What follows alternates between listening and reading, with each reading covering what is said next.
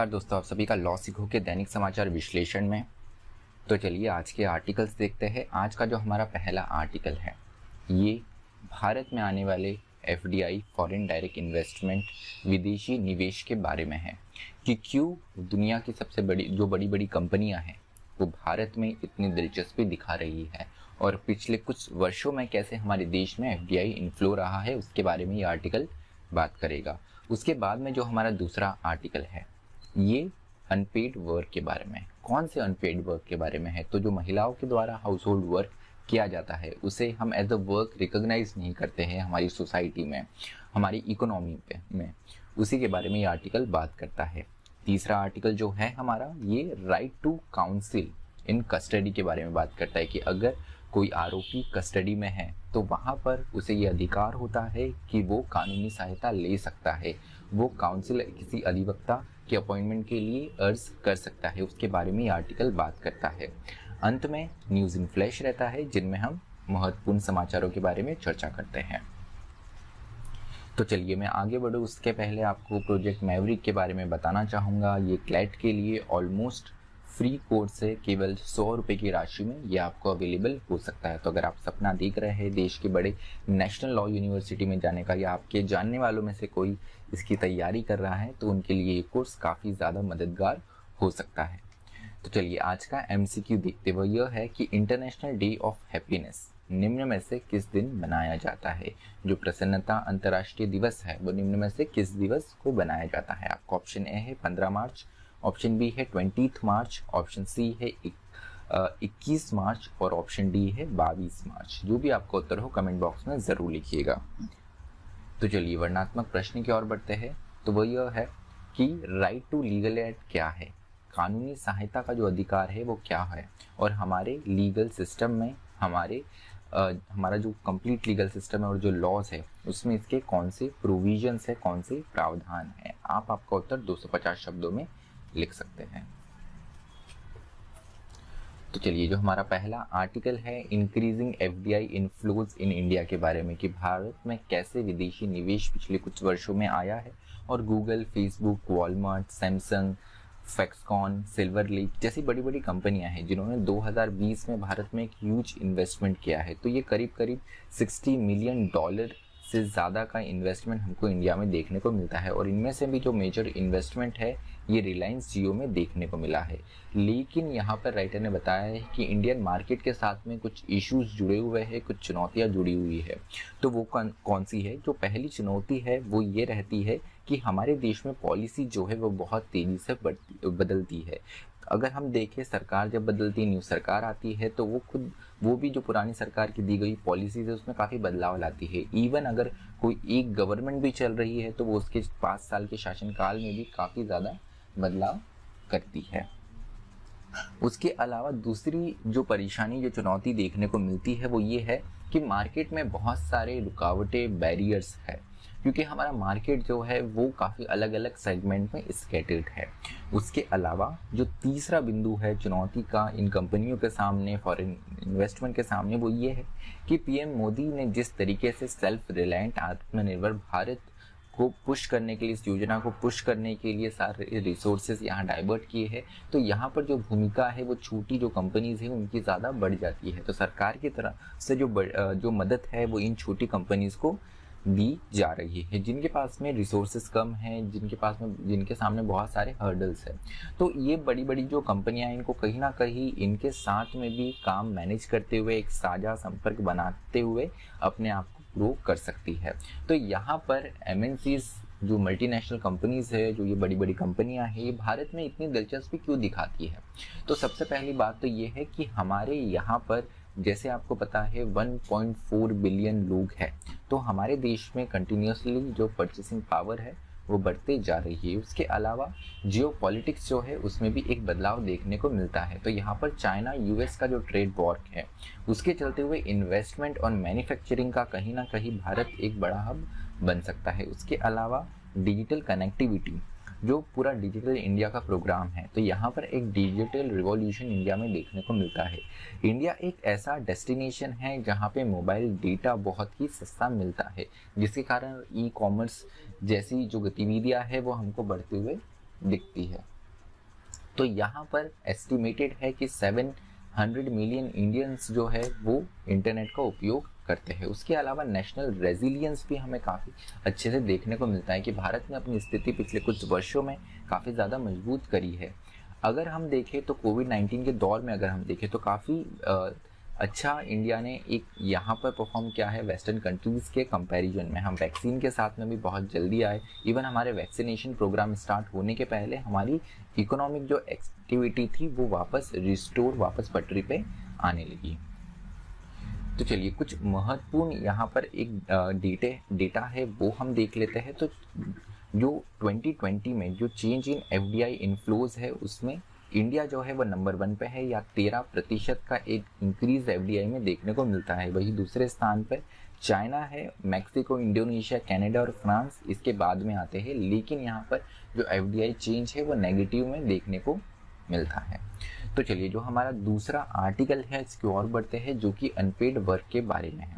तो unpaid work के बारे में ये किन के अनपेड वर्क के बारे में बात करता है, तो महिलाओं के द्वारा जो घर का काम, जो गृह कार्य किया जाता है, इसको एक अनपेड वर्क माना जाता है। इसको हम कभी पे करने की दृष्टि से नहीं देखते, इसको हम इकोनॉमी में एज अकाउंटेबिलिटी नहीं लेते।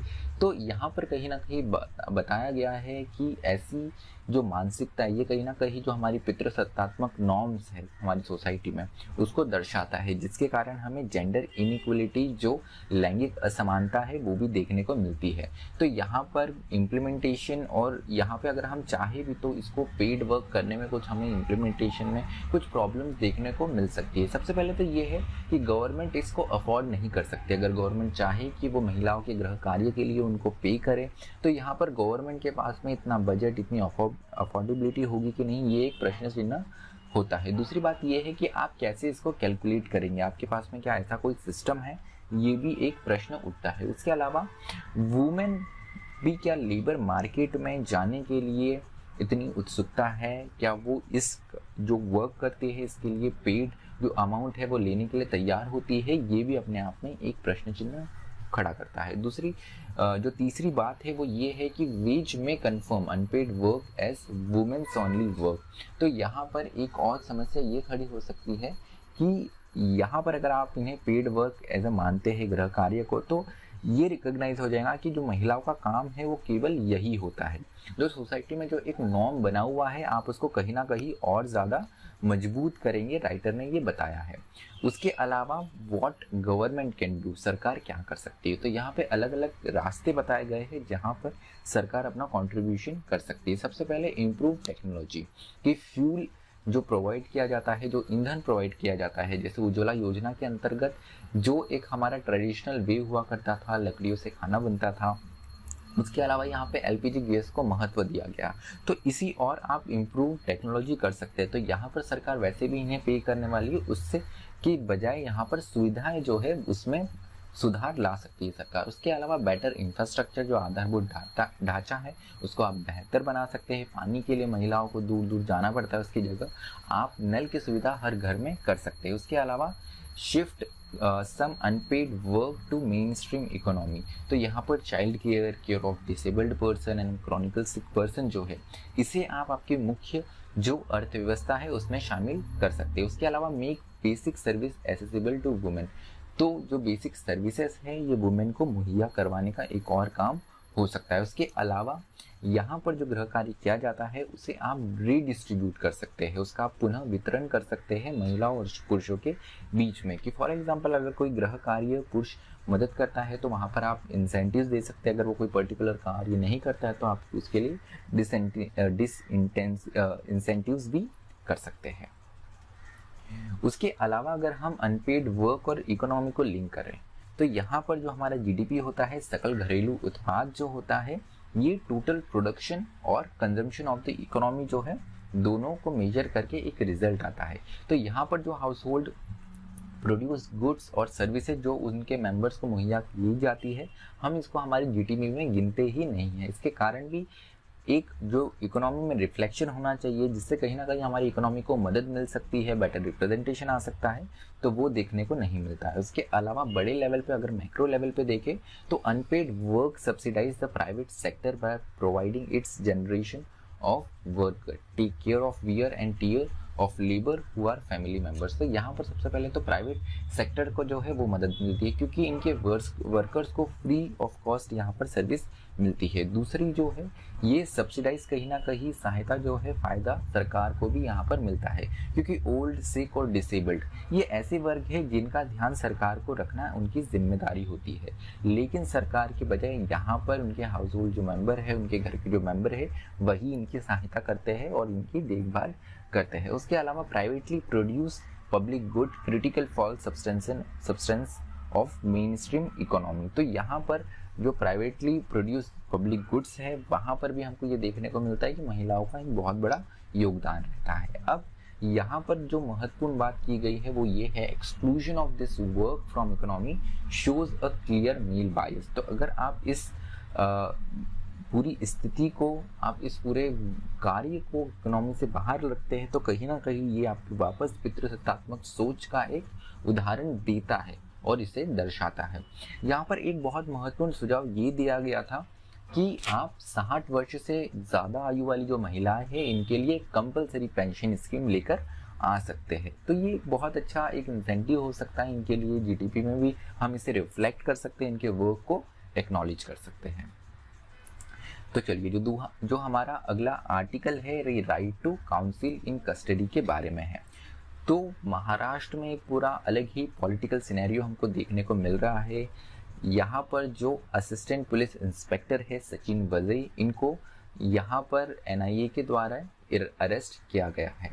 तो यहाँ पर इन्होंने राइट टू काउंसिल की बात की गई है कि इन्वेस्टिगेशन के दौरान उन्हें लॉयर मुहैया करा जाए, उसके साथ में इन्हें ये भी अलाउ किया जाए कि ये लॉयर से प्राइवेटली कंसल्ट कर सके कस्टडी में रहते हुए।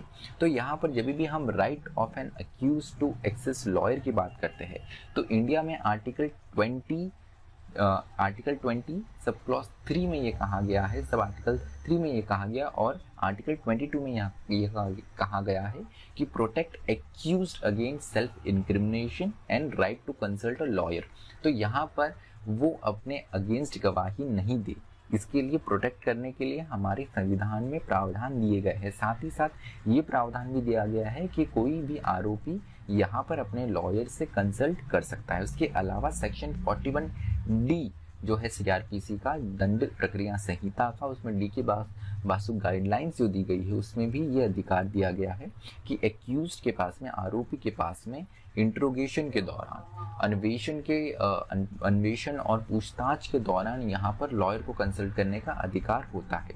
उसके अलावा ICCPR जो हमने एक कन्वेंशन साइन करी है, इसमें भी लीगल असिस्टेंस की बात की गई है। उसके अलावा मिरांडा राइट्स और मिरांडा वार्निंग जो है ये यूएस में एक बहुत स्टैंडर्ड गाइडलाइन है कि अगर किसी भी आरोपी को गिरफ्तार किया जाता है तो उससे पूछताछ के पहले, इंट्रोगेशन के पहले पुलिस को मिरांडा वार्निंग जो है वो पढ़ के बतानी होती है, जिसमें इन सारी चीज़ों को बताया जाता है कि आपके पास में ये अधिकार है, आरोपी के पास ये अधिकार है कि वो लॉयर से कंसल्ट कर सकता है। उसके अलावा एक और महत्वपूर्ण केस जो है वो भारत का है, ये है senior intelligence officer versus Jugal Kishore Sharma. 2011 का केस है ये। इसमें बताया गया है कि SC took into consideration alleged threat given to an accused of being subjected to third degree method as well as his medical condition। तो यहाँ पर जो आरोपी को थ्रेट्स देखने को मिले थे थर्ड डिग्री के, मेडिकल कंडीशन के, इनको कहीं ना कहीं कंसिडरेशन में यहाँ पर कोर्ट ने लिया था और इसको देखते हुए कहा था कि allowed accused lawyer to watch the proceeding from distance और from beyond a glass partition. तो एक्यूज के साथ में कुछ गलत चीज़ ना हो, इसको देखते हुए यहाँ पर लॉयर को अलाउ किया था कि वो एक डिस्टेंस से अपने एक्यूज को देख सकते हैं। ग्लास पार्टीशन से, एक ग्लास की दीवार से दोनों को अलग किया गया था और वहाँ से लॉयर, उनका जो मुवक्किल है, उनके जो आरोपी है यहाँ पर एक्यूज, उनको ऑब्जर्व कर पा रहे थे। उसके अलावा he will not be within the hearing distance and it will not be open to respondent to have consultation with him in course of his interrogation. तो यहाँ पर देखा कि ये ऑर्डर था कि एक डिस्टेंस से लॉयर ऑब्जर्व कर सकता है, लेकिन इंट्रोगेशन के कंप्लीट दौरान यहाँ पर लॉयर से कंसल्ट नहीं कर सकता है एक्यूज्ड या आरोपी। उसके अलावा यहाँ पे जो मिरांडा वार्निंग होती है उसमें कुछ चीज़ें बहुत महत्वपूर्ण हैं। जैसे यहाँ पे बताया जाता है एक्यूज को, जो यूएस में अगर किसी आरोपी को गिरफ्तार किया गया है, कि आपके पास में राइट है कि आप साइलेंट रह सकते हैं।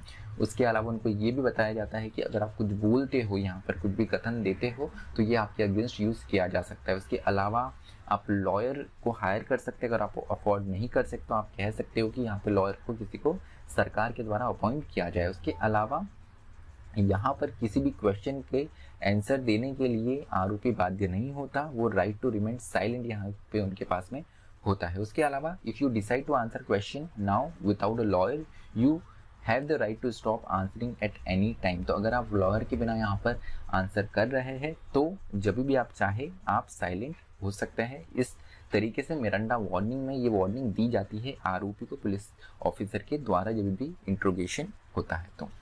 तो चलिए बढ़ते हैं न्यूज़ इन फ्लैश की तरफ। तो आज की न्यूज़ इन फ्लैश में जो पहली खबर है ये वर्ल्ड वाटर डे के बारे में है। तो 22 मार्च को वर्ल्ड वाटर डे, अंतर्राष्ट्रीय जल दिवस बनाया जाता है। 2021 में इसका थीम है वैल्यूइंग वाटर, मतलब पानी की महत्वता। तो अगर इसका बैकग्राउंड देख ले तो 1992 में रियो डी जेनेरियो में जो UN convention on environment and development हुआ था, वहाँ पर इस दिवस को एडॉप्ट किया था वर्ल्ड वाटर डे के रूप में। उसके अलावा king Anang Pal II of Delhi, जो अनांग पाल द्वितीय है दिल्ली के, इनकी लेगेसी को बढ़ाने के लिए यहाँ पे सरकार एक पुश करेंगी, एक कमिटी फॉर्म करी है जो कि 11th सेंचुरी में जो तोमर किंग अनांग पाल द्वितीय हुए थे, इनके कार्य को बढ़ावा, इनके कार्य को यहाँ पर पॉपुलराइज करेंगी, लोगों तक, जनमानस तक पहुँचाएंगी। तो दिल्ली का जो प्रेजेंट नेम है वो इन्हीं के द्वारा दिया गया था। ये तोमर डायनेस्टी, जो तोमर वंश है, उससे बिलोंग करते हैं, जिन्होंने जो तोमर डायनेस्टी है, इन्होंने आज के दिल्ली और हरियाणा के एरिया में 8वीं शताब्दी से लेकर 12वीं शताब्दी तक रूल किया था। तो चलिए हमारा विश्लेषण यही खत्म होता है। अधिक जानकारी के लिए आप लॉ सिको की वेबसाइट भी विजिट कर सकते हैं। मुझे सुनने के लिए आप सभी का धन्यवाद। Stay tuned to law सिको।